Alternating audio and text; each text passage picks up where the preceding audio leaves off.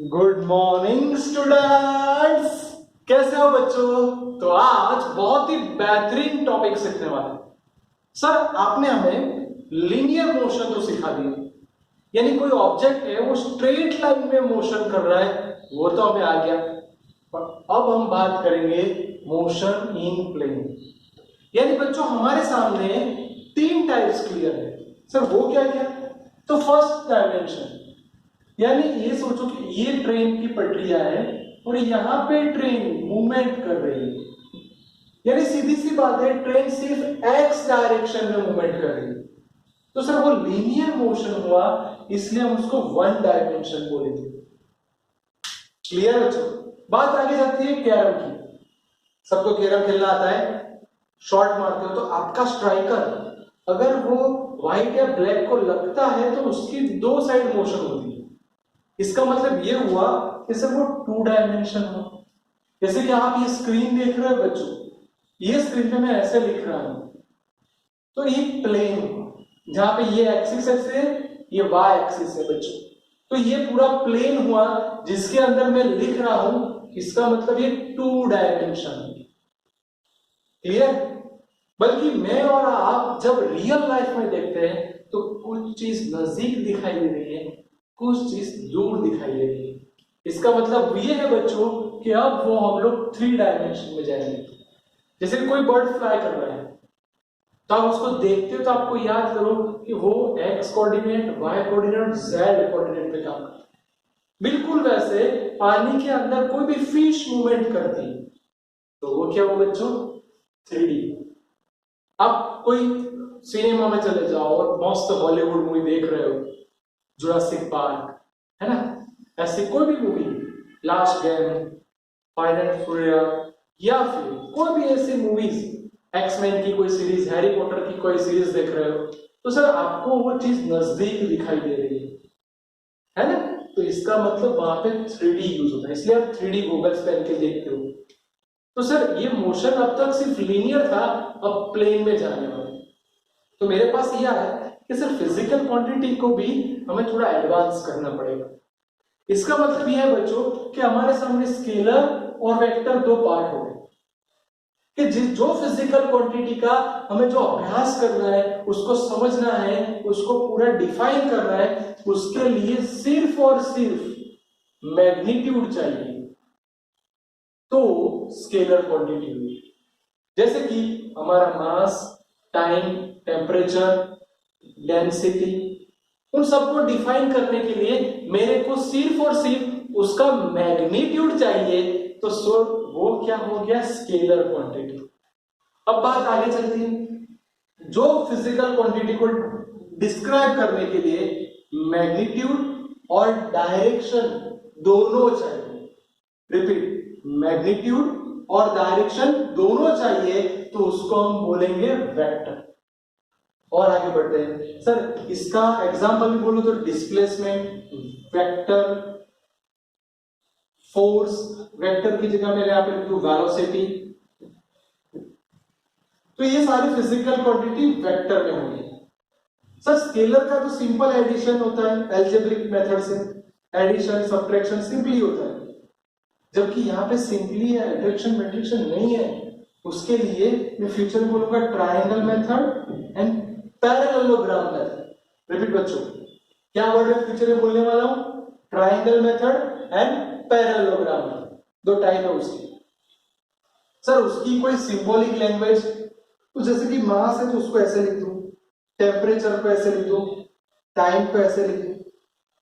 जबकि वेक्टर को डिफाइन करना है तो देखो ऊपर एरो करना पड़ेगा।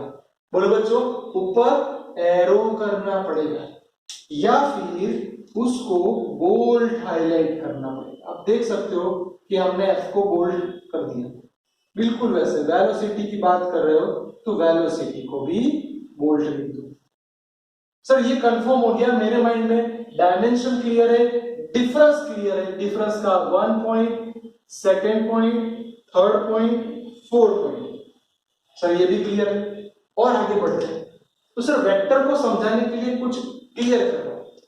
तो बेटा कोई भी वेक्टर को डिफाइन करते हैं तो उसके लिए आपको दो चीज चाहिए। जहां वो एंड होता है यानी ये उसका टेल हुआ, या फिर या उसका इनिशियल यहां से वेक्टर आगे बढ़ रहा है तो बच्चों ये उसका हेड हुआ। पक्का है, कंफ्यूजन नहीं है ना, कोई क्लियर? सर इसको मैं बोल दूं वेक्टर ए, तो वेक्टर ए के मैग्नीट्यूड को मैं मोड लिख सकता हूं या फिर ये लिखूं, सपोज मैंने लिख दिया 10 सेंटीमीटर, तो इसका मतलब इतनी लेंथ 10 सेंटीमीटर है, यानी ये उसका मैग्नीट्यूड दिखाएगा। क्या दिखाएगा बच्चों? मैग्नीट्यूड। सर ये भी क्लियर हो गया। तो सर फ्यूचर में हम लोग कैसे काम करेंगे तो उसके लिए भी मैं आपको ले जाता हूं। मेरे पास अभी 3 चीजें x, y and z, x component, y component, z component. ये सारी चीज के अंदर यहां पे पहले जा रहे हैं, ध्यान से समझना बच्चों, ये x कंपोनेंट का हुआ, बिल्कुल वैसे यहां पे हम जा रहे हैं तो ये y कंपोनेंट का हुआ, अगर हम इस डायरेक्शन में जा रहे हैं तो ये z कंपोनेंट का हुआ। तो इन सब का मीटिंग पॉइंट होता है, उसको हम ओरिजिन बोलते हैं, यानी यहां से सारे वेक्टर स्टार्ट हो रहे हैं। सर उसके लिए काम करो, बहुत ही बढ़िया चीज सिखा दो। तो बच्चों देखो अभी मैं 2 कंपोनेंट की बात करूंगा, यानी मैं अभी 2 डायमेंशन की बात करूंगा। ये मेरा x कंपोनेंट, ये मेरा y कंपोनेंट। कोई ऑब्जेक्ट है वो ऐसी कोई मूवमेंट कर रहा है, यानी a पोजीशन से लेके वो b पोजीशन में जा रहा है। तो जब वो a पोजीशन में होगा तब उसका मेरे को वेक्टर ड्रॉ करना है, तो ये होगा बच्चों a वेक्टर, जो ऑब्जेक्ट की वहां पे पोजीशन दिखाएगा। मेरे साथ ऑब्जेक्ट की वहां पे पोजीशन दिखाएगा, उसे हम बोलेंगे पोजीशन वेक्टर। चलो बिल्कुल वैसे बी की पोजीशन आप सब देख सकते हो, ये रहा बी की पोजीशन, तो ये हुआ बी का वेक्टर। अब इन दोनों के बीच का जो शॉर्टेस्ट पाथ होगा वो हो जाएगा दोनों का डिफरेंस। तो बच्चों ये हुआ, जो ब्लैक मार्कर ऐसे दिखाई दे रही है वो आपकी पाथ लेंथ हो गई, यस और नो बच्चों। और इन दोनों का डिफरेंस यानी इनको जो ज्वाइंट कर रहा है, जिसको मैं बोलूं ए डैश बी डैश, ये पॉइंट से ये पॉइंट आप डॉटेड देख रहे हो, उसको मैं बोलूंगा डिस्प्लेसमेंट वेक्टर। क्या बोलेंगे बच्चों उसको? Displacement vector. ए से बी तक आप सब देख सकते हो, ये मैंने थोड़ा बोल्ड किया था आपको समझ में आ जाए, ए से बी तक। सर क्लियर है? अब वेक्टर को डिफाइन किया है, वेक्टर कैसे दिखाई देता है वो आपने बोल दिया है। अब ये क्या लिखा? Equal vector. तो बच्चों जैसे कि ये वेक्टर ए है, अब मैं इसके ही पैरेलल मैं दूसरा वेक्टर ड्रॉ कर रहा हूं बच्चों, तो ये हो गया पैरेलल वेक्टर। क्या हुआ बच्चों? पैरेलल।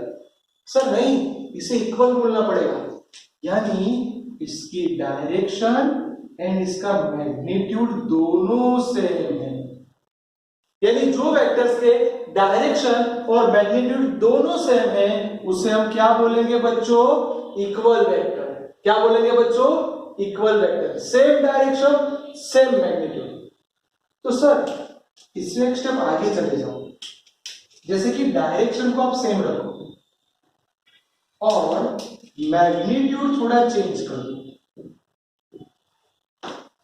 तो सर जिस वेक्टर्स की डायरेक्शन सेम है बट मैग्नीट्यूड डिफरेंट है, जो वेक्टर्स की डायरेक्शन सेम है पर मैग्नीट्यूड अलग अलग है, तो उसे बोला जाएगा parallel vector.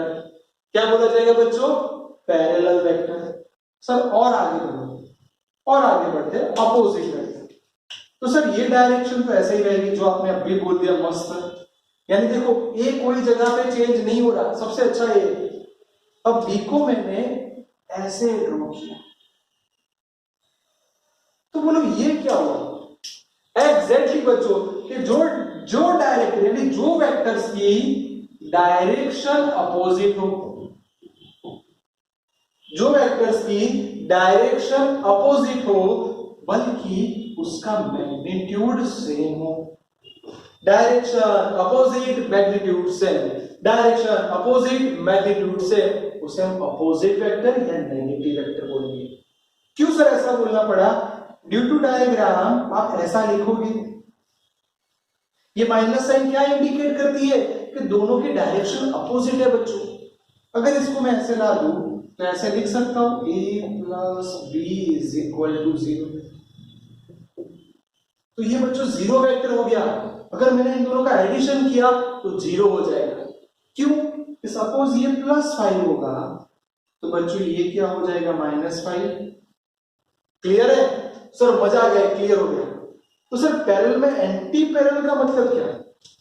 Sir anti parallel का मतलब जो पैरेलल नहीं है, यानी डायरेक्शन ऐसी रहेगी, ये ए हुआ और ये बी हुआ। आप दोनों आप देख सकते हो डायरेक्शन अपोजिट और मैग्नीट्यूड नॉट इक्वल। बच्चों डायरेक्शन अपोजिट और magnitude not equal, it's called anti parallel. दोनों अपोजिट डायरेक्शन में। सर ये सारे वेक्टर्स कैसे बोले जाएंगे? तो बच्चों ये सारे वेक्टर्स आप कोप्लेनर वेक्टर बोलोगे। क्या बोलोगे बच्चों? Coplanar vector. सर कोप्लेनर का मतलब जिसका प्लेन सेम, यानी सेम प्लेन में वो लोग मोशन करते हैं। सर उसमें को इनिशियल और को टर्मिनल। जैसे कि हमारे पास ये x कोऑर्डिनेट है, ये y कोऑर्डिनेट है, कोई भी ले सकते हो आप। इसके अंदर सपोज ये मैंने लिया a वेक्टर, कोई बोले सर ये ले लो आप b वेक्टर। देख सकते हो हमने अलग अलग लेंथ वाले वेक्टर लिए। ये ले लिया मैंने c वेक्टर। तो सारे वेक्टर्स का टेल सेम है, यानी सारे वेक्टर एक ही जगह से प्रोड्यूस हो रहे। देखो एक ही जगह से वो लोग स्टार्ट हो रहे हैं, इसलिए उसे क्या बोलेंगे बच्चों? को इनिशियल वेक्टर। क्या बोलेंगे बच्चों? को इनिशियल वेक्टर। तो सर इससे उल्टा हाँ होगा ना। सपोज ये आपका ए हो गया, आप ध्यान से देखना है, ये आपका बी हो गया, सबको दिखाई दे रहा है बच्चों, और ये आपका सी हो गया। तो ये तीनों एक जगह पे इकट्ठा हो रहा है, इसलिए सबका हेड एक जगह पे है, इसलिए हम उसको बोलेंगे को टर्मिनल वेक्टर। तो बच्चों देखो आपको माइंड में पहले मैंने मोशन सिखा दिया, दो टाइप के डिफरेंस उसके क्लियर करवा दिए। दिखाई दे रहा है? एक स्केलर एक वेक्टर। फिर हम वेक्टर को कैसे डिफाइन करेंगे, वो ये हो गया। फिर हमने कंपोनेंट्स में चले गए, पोजीशन डिस्प्लेसमेंट में आ गए। फिर थोड़े बहुत छोटे छोटे एसक्यू एमसीक्यू में जो पूछ सकते हैं वो कर दिया। एक बड़ी चीज में चले गए। इसके साथ बच्चों ये मोस्ट आईएमपी है जिसका नाम है यूनिट वेक्टर। ये आपको याद रखना ही पड़ेगा कि सर यहां पे देखो x कोऑर्डिनेट पे आप i लिखोगे, यानी मैं ऐसा बोल दूं x एक्सिस की बात चल रही है तो i कैप, उसके हिसाब से y एक्सिस की अगर बात चल रही है तो ये हुआ j कैप, यानी ये हो गया j कैप। अगर आप z एक्सिस की बात करते हो तो ये हो गया k कैप। तो सर ये तो आपके माइंड में क्लियर हो गया, आई जे के, ये सारे यूनिट वेक्टर हमारे माइंड में परफेक्ट सेट हो गए। अब सुनना, बहुत ही ध्यान से सुनना। सर ये यूनिट वेक्टर का मतलब क्या है? ये सर यूनिट वेक्टर को आप ऐसे डिफाइन करोगे, vector divide by its magnitude. Repeat बच्चों, vector divide by its magnitude, यानी जिस वेक्टर का 1 यूनिट वैल्यू होता हो, यानी उसका मैग्नीट्यूड 1 यूनिट होगा। माइंड में सेट करो, जो वेक्टर का मैग्नीट्यूड 1 यूनिट हुआ वो सारे हो गए यूनिट वेक्टर। माइंड में पक्का कर दो, x के लिए i, y के लिए j, z के लिए k। मेरे साथ x के लिए i, y के लिए j, z के लिए k। मेरे साथ x के लिए i, y के लिए j, z के लिए k। तो बच्चों आपके सामने मैं पूरा ये फिर से दिखाई दे इसलिए सेट कर रहा हूं। प्लीज बच्चों इसको परफेक्टली देख लेना, 2-3 बार लिख देना, क्योंकि ये बेस है। अगर ये क्लियर हो गया तो फिर सारी चीज आप अच्छे से समझ पाओगे। ओके बच्चों।